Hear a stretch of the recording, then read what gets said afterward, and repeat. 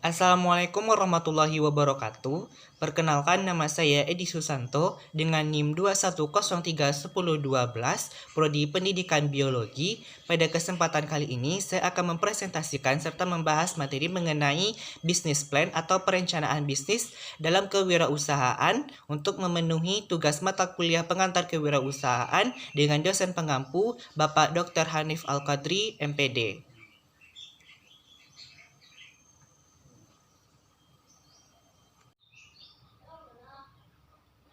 Baiklah, pada kesempatan kali ini saya akan mempresentasikan yaitu mengenai serta membahas mengenai bisnis plan atau perencanaan bisnis dalam kewirausahaan.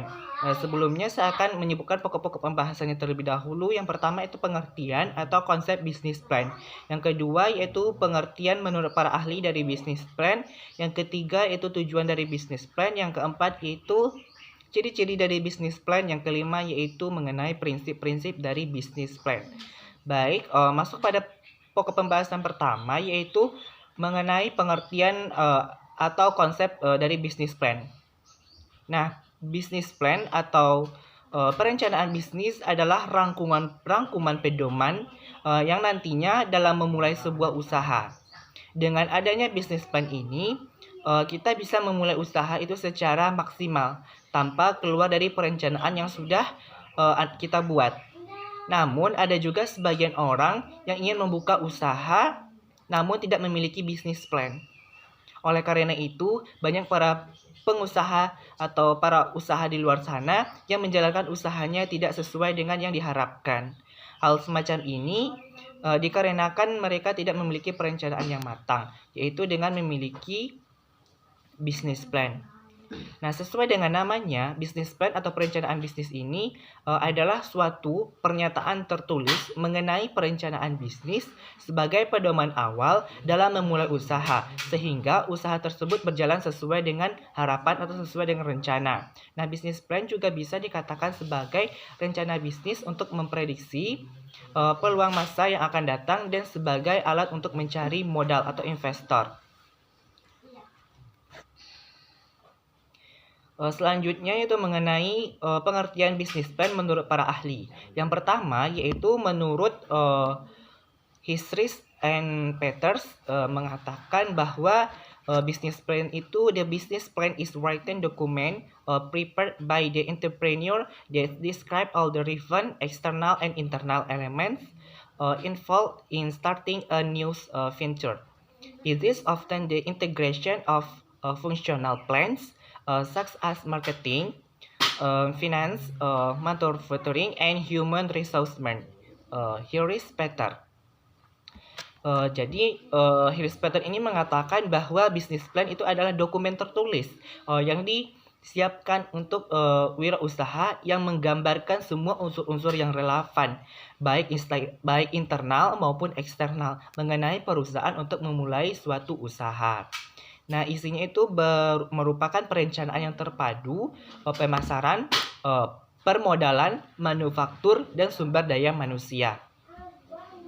Nah, yang kedua, menurut pengertian atau konsep bisnis plan, menurut Max Coulthard, Andrea Howell, dan Grove Clark itu mengatakan bahwa business plan is the detailed study of the organization activity which highlight where the organization has been, where it has, where it might get in the future, and incorporate an action program to achieve this result. Itu menurut dari Coulthard, Howell, dan Geoff Clark.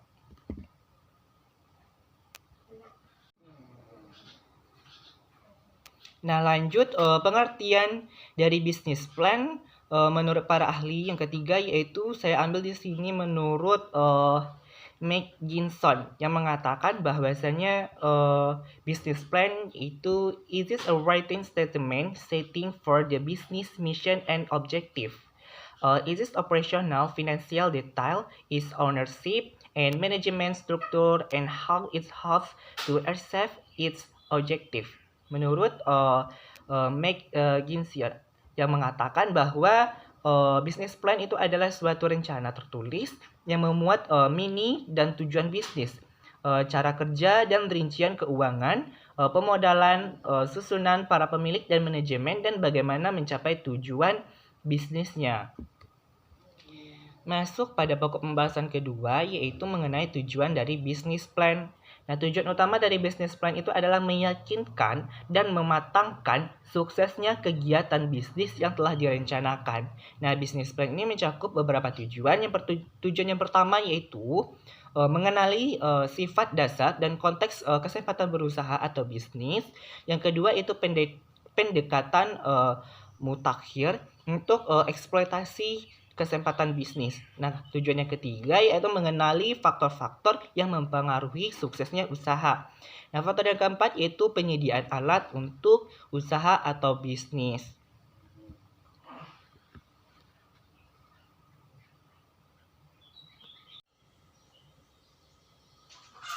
Baik, selanjutnya masuk pada pokok pembahasan ketiga yaitu mengenai ciri-ciri atau kriteria dari bisnis plan.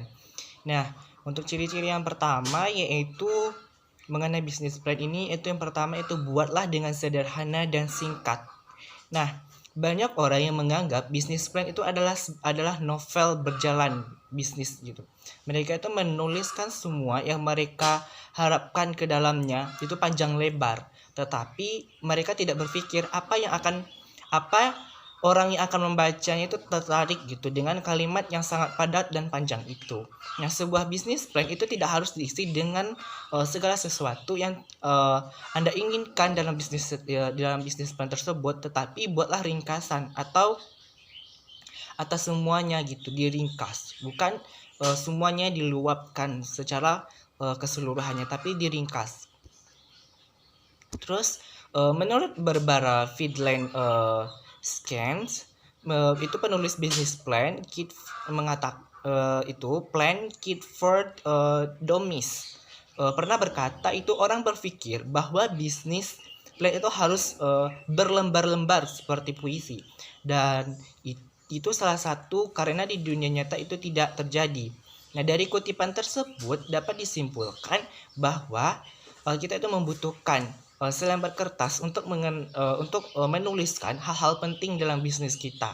Nah, karena dokumen-dokumen penting atau dokumen-dokumen yang panjang itu membuat proyeksi data yang intens, dan itu menjadi beban perusahaan tersendiri. Serta hal ini dapat menerapkan harapan yang tidak realistis bagi investor. Untuk ciri yang kedua dalam bisnis plan yaitu sederhana tetapi tetap teliti. Nah, sederhana bukan berarti tidak lengkap. Dalam artian bisnis plan yang baik adalah bisnis plan yang menuliskan karakter perusahaan. Dan jangan lupa detail-detail kecil dalam bisnis itu harus dicatat, seperti merek dagang dan hak paten. Nah, untuk ciri yang ketiga yaitu keunikan berbicara volume. Nah, di dunia ini tidak ada bisnis yang serupa. Mungkin mirip, tapi tetap tidak sama persis. Nah, tidak sedikit orang yang berpikir bahwa bisnis plan itu suatu bisnis yang akan sama dengan bisnis yang lainnya. Kemudian, banyak pula yang mencari bisnis dan mengcopy bisnis plan mereka gitu. Padahal itu sangatlah salah. Nah, bisnis plan itu harus bisa mencerminkan usaha bisnis yang diusulkan. Jadi, apapun yang masuk ke dalamnya itu harus bisa menggambarkan proporsi dari bisnis tersebut. Ketika menulisnya, kita harus memperhatikan siapa target kita jika bisnis plan tersebut adalah dokumen internal. Nah, berguna untuk mengingatkan kinerja dan pertumbuhan perusahaan. Maka kita harus menekankan informasi internal seperti memperkerjakan partner yang penting. Sedangkan jika bisnis plan adalah dokumen eksternal, maka kita harus menuliskan semua informasi sekreatif mungkin agar investor itu tertarik dengan bisnis plan.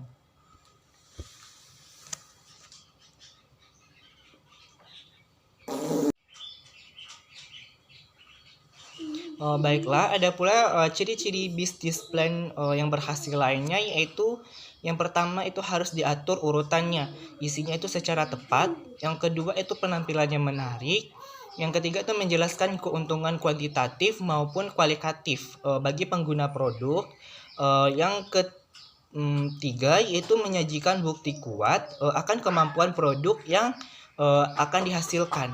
Untuk untuk ciri yang keempat yaitu menjelaskan tingkat pengembangan produk yang dicapai. Yang kelima itu menggambarkan tim manajemen yang solid dan berpengalaman, dan ciri yang terakhir yaitu berisi proyeksi keuangan yang dapat dan tepat dipercaya.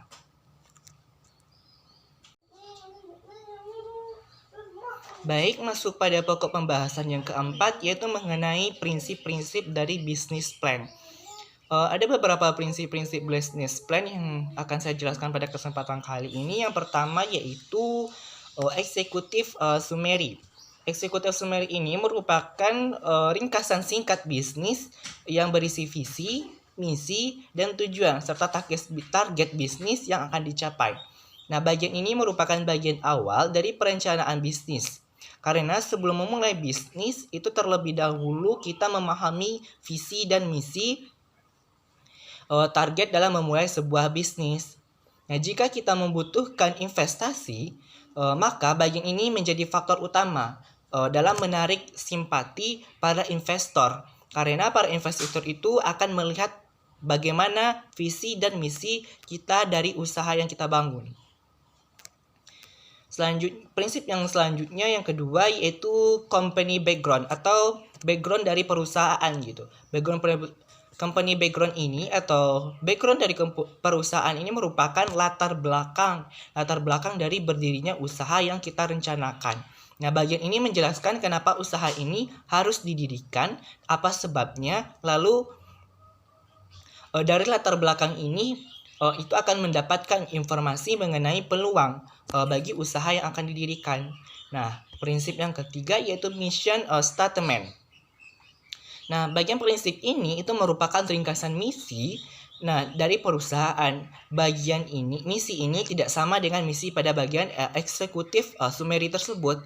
Karena eksekutif summary ini menjelaskan misi dari perusahaan, sedangkan dari mission statement ini berupa misi atau cara bagaimana memajukan usaha yang telah direncanakan. Nah, bagian ini menjelaskan tentang cara-cara dalam mencapai target dari usaha. Nah, untuk selanjutnya yaitu prinsip selanjutnya yang keempat itu financial planning, perencanaan finansial.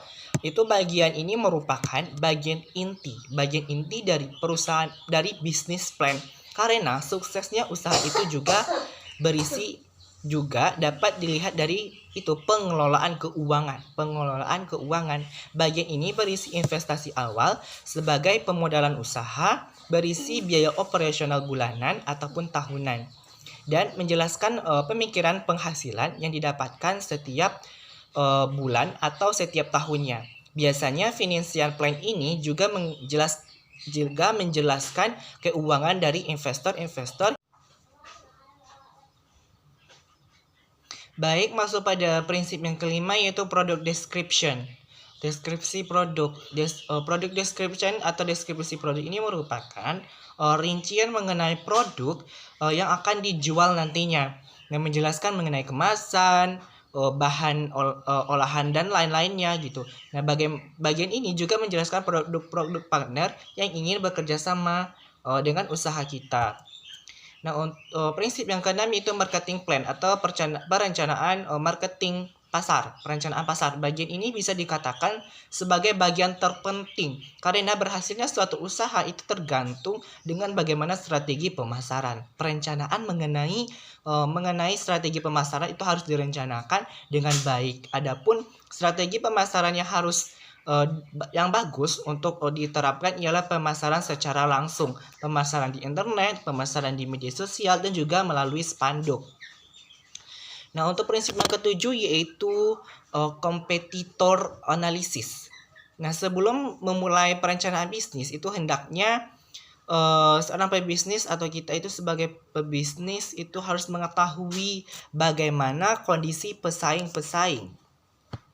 Bagaimana kondisi pesaing-pesaing usaha yang diplanningkan apakah usaha yang kita miliki itu tingkat kompetisinya yang tinggi atau sebaliknya.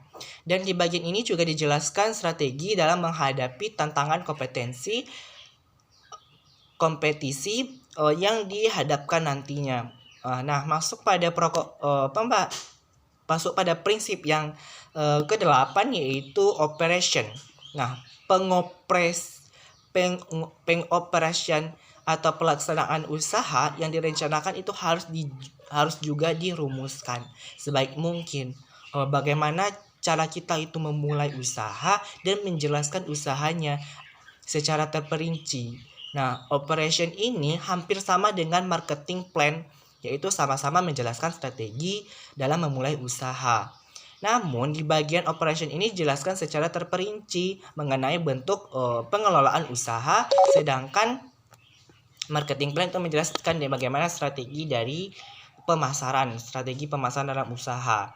Nah, untuk prinsip yang ke-9 yaitu SWOT analysis. SWOT itu merupakan singkatan strength atau kekuatan, weaknesses, kelemahan, dan opportunities atau peluang, dan threats itu ancaman. Nah, SWOT analysis ini merupakan bagian yang tidak boleh ditinggal. Nah, SWOT analysis ini merupakan metode perencanaan mengenai faktor-faktor daya tarik dan juga kelemahan dari usaha kita. Nah, jika kita membuat planning usaha kecil-kecilan, nah, SWOT analisis ini bisa dijadikan tolak ukur sebagai faktor keberhasilan dari bisnis yang kita rencanakan. Masuk pada prinsip bisnis plan yang terakhir yaitu timeline. Timeline atau bisa juga disebut dengan target. Nah, itu harus dicapai dalam bisnis plan. Misalnya target dalam jangka panjang ataupun target dalam jangka pendek. Nah, bagi ini juga berisi evaluasi dari pencapaian supaya kedepannya lebih baik lagi. Nah, demikianlah itu prinsip-prinsip, ada 10 prinsip saya jelaskan pada kesempatan kali ini yang mengenai prinsip-prinsip bisnis plan.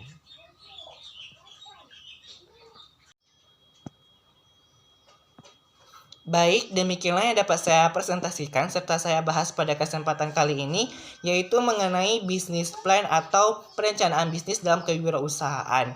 Mohon maaf apabila ada salah kata dalam penyampaian pada kesempatan kali ini. Sekian, terima kasih. Saya akhiri dengan mengucapkan alhamdulillahirrabbilalamin. Wassalamualaikum warahmatullahi wabarakatuh.